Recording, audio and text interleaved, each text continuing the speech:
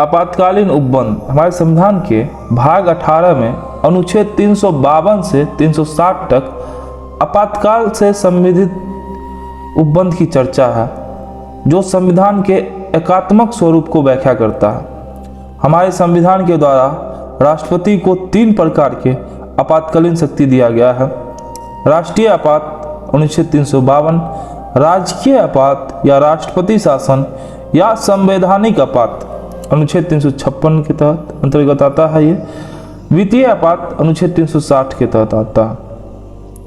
देखो, राष्ट्रपति विभिन्न प्रकार के आपातकालीन शक्ति का उपयोग मंत्रिमंडल के परामर्श पर करते हैं। राष्ट्रीय आपात नेशनल इमरजेंसी हमारे संविधान के अनुच्छेद 352 में कहा गया है, जब राष्ट्रपति को यह पता चलता है कि संपूर्ण भारत में या भारत के किसी एक भाग में सशस्त्र विद्रोह या विदेशी आक्रमण या युद्ध की स्थिति उत्पन्न हो गई है, तो राष्ट्रपति आपात की घोषणा कर सकते हैं। क्या क्या है? सशस्त्र विद्रोह, विदेशी आक्रमण या युद्ध की स्थिति उत्पन्न हो गई है तो राष्ट्रपति आपात की घोषणा कर सकते हैं। तो हुआ यह था, 42वें संविधान संशोधन 1976 के द्वारा राष्ट्रपति को यह अधिकार दिया गया कि वे देश के किसी विशेष भाग में भी राष्ट्रीय आपात लागू कर सकते हैं।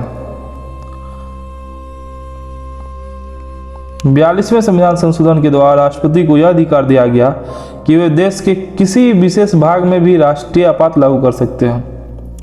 देखो, हमारे मूल संविधान में आंतरिक अशांति शब्द था, जिसे 44वें संवैधानिक संशोधन अधिनियम 1978 के द्वारा प्रतिस्थापित करके सशस्त्र विद्रोह जोड़ दिया गया। राष्ट्रपति के द्वारा राष्ट्रीय आपात की घोषणा केवल मंत्रिमंडल के लिखित सिफारिश पर किया जाता है, जिसे 44वें संविधान संशोधन 1978 के द्वारा जोड़ा गया, और इस स्थिति में राष्ट्रपति के राष्ट्रीय आपातकालीन शक्ति या घोषणा का न्यायिक समीक्षा की जांच नहीं किया जा सकता। राष्ट्रपति यदि राष्ट्रीय आपातकालीन की घोषणा विदेशी राष्ट्र के प्रभाव में आकर या अपनी हठधर्मिता यानी मनमानी के कारण घोषणा किया है, तो उस स्थिति में उनकी घोषणा का न्यायिक समीक्षा या जांच किया जा सकता है। राष्ट्रीय आपातकाल की घोषणा का अनुमोदन संसद के दोनों सदन के 30 दिन के अंदर करना जरूरी होता है। यदि राज्यसभा इसको अनुमोदन कर देती है, किंतु लोकसभा के अनुमोदन करने से पहले ही लोकसभा भंग हो जाता है, तो उस स्थिति में नवनिर्वाचित लोकसभा की पहली बैठक से 30 दिन के अंदर इसका अनुमोदन जरूरी होता है। संसद के दोनों सदन से राष्ट्रीय आपात की उद्घोषणा का अनुमोदन हो जाने के पश्चात इसे एक बार में 6 महीना के लिए लागू किया जाता है। पुनः आगे जारी रखने के लिए इसे संसद के दोनों सदनों से प्रत्येक 6 महीना पर अनुमोदन कराना जरूरी होता है। ऐसा करके इसे अनंत काल तक लागू किया जा सकता है। राष्ट्रपति के द्वारा इसे कभी भी वापस किया जा सकता है। वापस लेने के लिए संसद के दोनों सदन का अनुमोदन की आवश्यकता नहीं पड़ती है। राष्ट्रीय आपात की घोषणा जब हो जाती है, तब केंद्र एवं राज्य के बीच में संबंध में कुछ परिवर्तन हो जाती है। देखो, अनुच्छेद 353 का क, अनुच्छेद 353 का क यह कहता है, अनुच्छेद 353 का क, केंद्र सरकार अपनी कार्यकारी शक्ति का विस्तार करके राज्य को इसकी कार्यकारी शक्ति के प्रयोग के लिए निर्देश दे सकते हैं। अर्थात राज्य सरकार पूरी तरह से केंद्र सरकार के नियंत्रण में आ जाता है, हालांकि राज्य सरकार का विघटन नहीं किया जाता है। अनुच्छेद 250 के तहत राष्ट्रीय आपात के समय राज्य सूची के विषय पर कानून बनाने का अधिकार केंद्र सरकार को हो जाता है। राज्य सूची पर केंद्र सरकार के द्वारा बनाए गए कानून राष्ट्रीय आपातकाल की समाप्ति के बाद भी 6 महीना तक लागू रहता है। राष्ट्रीय आपातकाल के दौरान केंद्र सरकार एवं राज्य सरकार के बीच विधायी शक्ति का विभाजन निलंबित हो जाता है, अर्थात इस समय केंद्र सरकार का स्वरूप एकात्मक हो जाता है। अनुच्छेद 354 राष्ट्रीय आपात के दौरान राष्ट्रपति के द्वारा केंद्र सरकार एवं राज्य सरकार के बीच हुए करों यानी टैक्स के विभाजन में संशोधन किया जा सकता है। आपातकाल की समाप्ति के पश्चात ही इनके द्वारा किया गया संशोधन तब तक लागू रहेगा जब तक वह वित्तीय वर्ष चलता रहेगा। यह बात अनुच्छेद 354 में कहा गया है। अनुच्छेद 83 का डू क्या कहता है, राष्ट्रीय आपातकाल के दौरान लोकसभा का कार्यकाल 5 वर्ष से बढ़ाकर 6 वर्ष कर दिया जाता है, अर्थात एक बार में लोकसभा का कार्यकाल 1 वर्ष के लिए बढ़ाया जाता है और इस तरह लोकसभा का कार्यकाल अनंत काल के लिए बढ़ाया जा सकता है।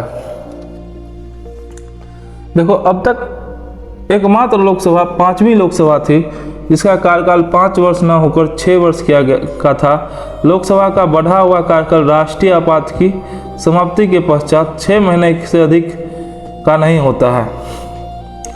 देखो अनुच्छेद 359, राष्ट्रीय आपातकाल के दौरान अनुच्छेद 20 एवं 21 को छोड़कर शेष सभी मूल अधिकार निलंबित कर दिया जाता है।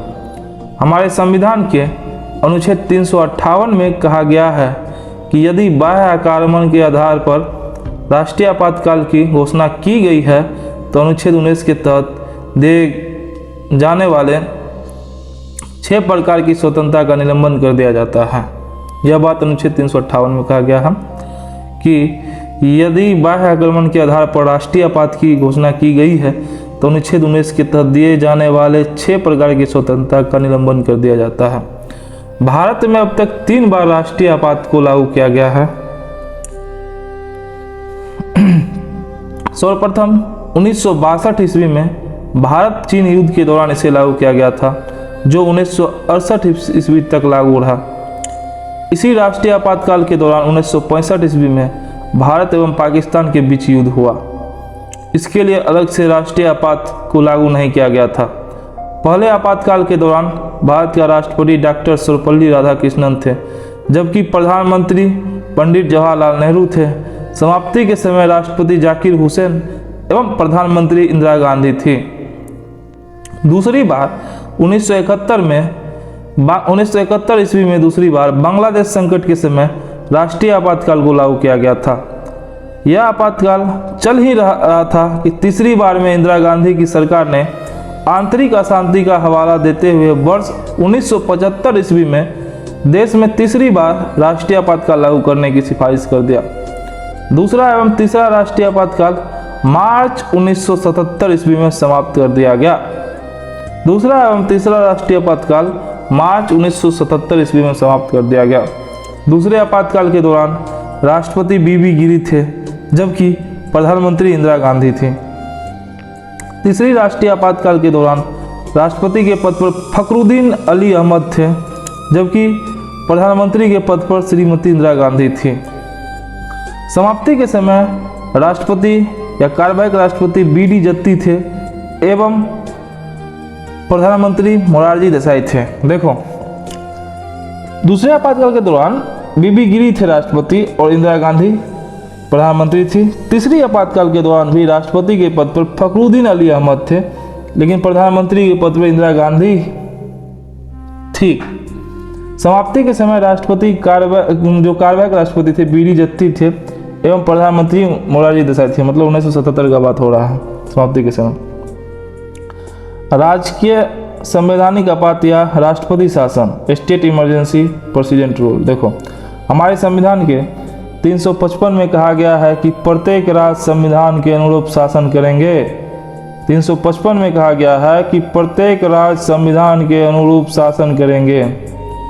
यदि राज्य का संवैधानिक तंत्र विफल हो जाता है तो इस स्थिति में संवैधानिक के अनुच्छेद 356 में कहा गया है कि उस राज्य का शासन तंत्र केंद्र सरकार अपने अधीन कर लेता है, जिसे ही राष्ट्रपति शासन या राजकीय आपात कहा जाता है। अनुच्छेद 356 के तहत किसी राज्य में राष्ट्रपति शासन 2 आधार पर लगाया जाता है। देखो, यदि केंद्र सरकार इस बात से संतुष्ट हो जाता है कि राज्यों में संवैधानिक तंत्र विफल हो गया है, अर्थात अनुच्छेद 355, यदि केंद्र सरकार इस बात से संतुष्ट हो जाती है कि राज्य में संवैधानिक तंत्र विफल हो गया है, अर्थात अनुच्छेद 355, तो राज्य के राज्यपाल के लिखित सिफारिश के आधार पर उस राज्य में राष्ट्रपति शासन शासन लागू कर दिया जाता है। 365 में कहा गया है कि यदि कोई राज्य केंद्र सरकार के द्वारा दिए गए दिशा निर्देश को लागू नहीं करता है तो उस स्थिति में उस राज्य में राष्ट्रपति शासन लागू किया जा सकता है। राष्ट्रपति शासन की उद्घोषणा का संसद के दोनों सदन से 60 दिन के भीतर अनुमोदन करना जरूरी होता है। यदि राज्यसभा अनुमोदन कर दिया हो और लोकसभा ने अनुमोदन करने के पहले ही वह भंग हो जाता है तो उस स्थिति में नवनिर्वाचित लोकसभा ही पहली बैठक से 30 दिन के अंदर उसका अनुमोदन करना जरूरी होता है। यदि दोनों सदन से अनुमोदन कर दिया जाता है तो ये पहली बार में 6 महीना के लिए लागू हो जाता है। पुनः इसे जारी करने के लिए दोनों सदनों के प्रत्येक 6 महीना पर अनुमोदन करके इसे 3 साल तक लगाया जा सकता है। देखो राष्ट्रपति शासन का प्रभाव क्या सब होगा। Effects of state emergency. राष्ट्रपति शासन के दौरान राज्य सरकार का सभी कार्य राज्यपाल या अन्य पदाधिकारी के अधीन आ जाता है। राज्य की विधायिका शक्ति का प्रयोग केंद्र सरकार के द्वारा किया जाता है। मुख्यमंत्री के नेतृत्व वाली मंत्रिपरिषद भंग कर दिया जाता है। राष्ट्रपति के दिशा निर्देश में राज्यपाल राष्ट्रपति के नाम से राज्य सचिव की सहायता से या राष्ट्रपति के द्वारा नियुक्त किए गए किसी सलाहकारी सदस्य की सहायता से कार्य करने लगते हैं। राष्ट्रपति शासन के दौरान राज्य सरकार का बजट केंद्रीय वित्त मंत्री द्वारा संसद में प्रस्तुत किया जाता है। राष्ट्रपति शासन के दौरान यदि लोकसभा का सत्र नहीं चल रहा होता है तो राष्ट्रपति अध्यादेश के द्वारा राज्य के लिए कानून बनाते हैं। जब लोकसभा का सत्र नहीं चल रहा होता है तो राज्य के संचित निधि से बिना राष्ट्रपति की अनुमति से धन नहीं निकाला जा सकता है। देखो जब लोकसभा का सत्र नहीं चल रहा होता है तो राज्य के संचित निधि से बिना राष्ट्रपति की अनुमति से धन नहीं निकाला जा सकता है। राष्ट्रपति शासन के दौरान उस राज्य के उच्च न्यायालय के कार्यों पर कोई प्रभाव नहीं पड़ता। पूरे भारत में सर्वप्रथम 1951 ईस्वी में पंजाब राज्य में राष्ट्रपति शासन को लगाया गया था और अब तक सबसे अधिक बार यूपी एवं मणिपुर में 10-10 बार राष्ट्रपति शासन लगाया गया था।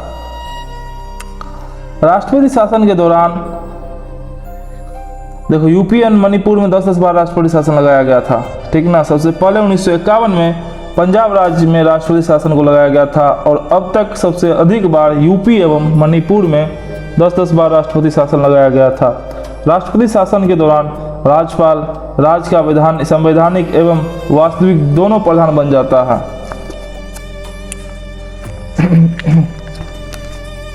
देखो राष्ट्रपति शासन लागू करने की घोषणा या न्यायिक जांच किया जा सकता है। राष्ट्रपति शासन लागू करने की घोषणा या न्यायिक जांच किया जा सकता है। राष्ट्रपति शासन की उद्घोषणा का जब तक संसद के दोनों सदन से अनुमोदन नहीं किया कर दिया जाता तब तक मुख्यमंत्री के नेतृत्व वाली मंत्रिपरिषद भंग नहीं होता है।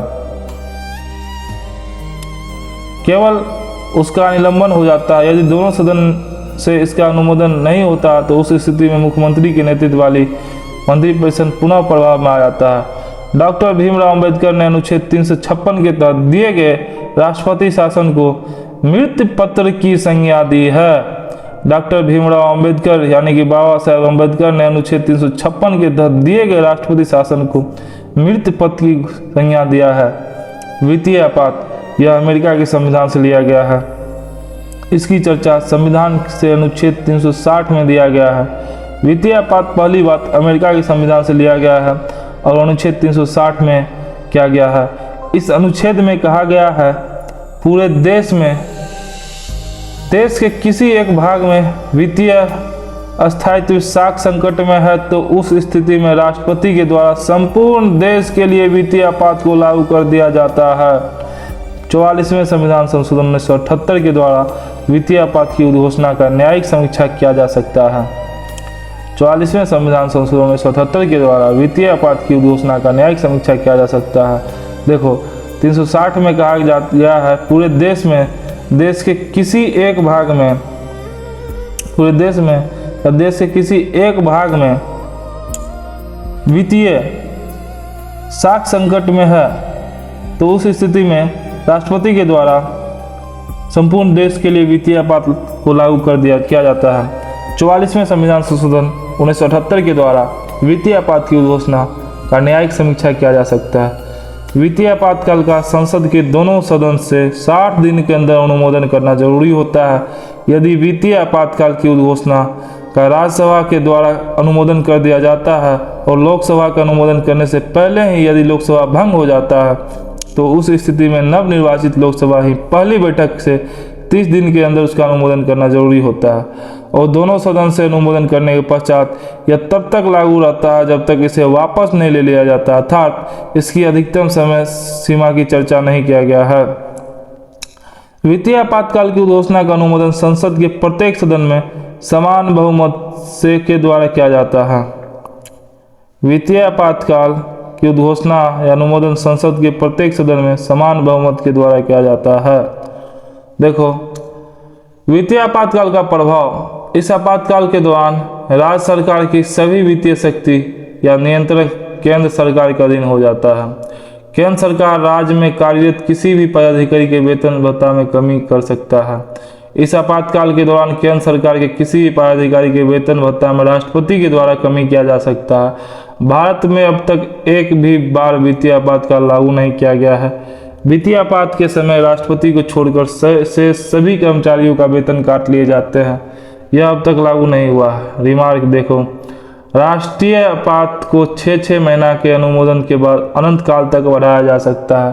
राष्ट्रपति शासन को 6 महीना के अनुमोदन करने के 3 साल तक बढ़ाया जा सकता है। वित्तीय आपात एक बार अनुमोदन के बाद तब तक लागू रहता है जब तक इसे वापस नहीं लिया जाता है। राष्ट्रीय आपात तथा राष्ट्रीय शासन जर्मनी से, जबकि वित्तीय आपात यूएसए से लिया गया है। राष्ट्रीय आपात या राष्ट्रपति शासन जर्मनी से, जबकि वित्तीय आपात यूएसए से लिया गया है। 42वां संशोधन 1976 द्वारा इंदिरा गांधी ने राष्ट्रीय आपात का दुरुपयोग किया, जबकि 44वां संशोधन 1978 द्वारा मोरारजी देसाई ने इस दुरुपयोग को समाप्त किया था। अब देखो लास्ट में एक ट्रिक है। आपात, राष्ट्रीय आपात है ना, इसके मंत्रिमंडल का लिखित सलाह चाहिए और लागू राष्ट्रपति करता है और 2/3 मतलब 2/3 अनुमोदन चाहिए और समय 30 दिन और नई लोकसभा 30 दिन में इसे पारित करेगी और अवधि 6 महीना करके अनंतकाल तक। राष्ट्रीय आपात अनुच्छेद 352 मंत्रिमंडल की लिखित सिफारिश पे राष्ट्रपति लागू करता है। 2/3 बहुमत से अनुमोदन होता है। 30 दिन समय होता है। 30 दिन के अंदर नई लोकसभा भी 30 दिन के अंदर करेगी, 6 महीना करके अनंतकाल तक। राजकीय आपात अनुच्छेद 356 में है, मंत्रिमंडल के मौखिक सिफारिश पे राष्ट्रपति लागू करते हैं और 1/2 बहुमत 60 दिन 30 दिन 60 दिन के अंदर उसको करता है। उसके बाद नई लोकसभा 30 दिन के अंदर 6 महीना करके 3 साल तक। वित्तीय आपात 360 के अंतर्गत आता है। यह भी मंत्रिमंडल के मौखिक सिफारिश पर आता है। राष्ट्रपति इसका 1/2 बहुमत से अनुमोदन होता है।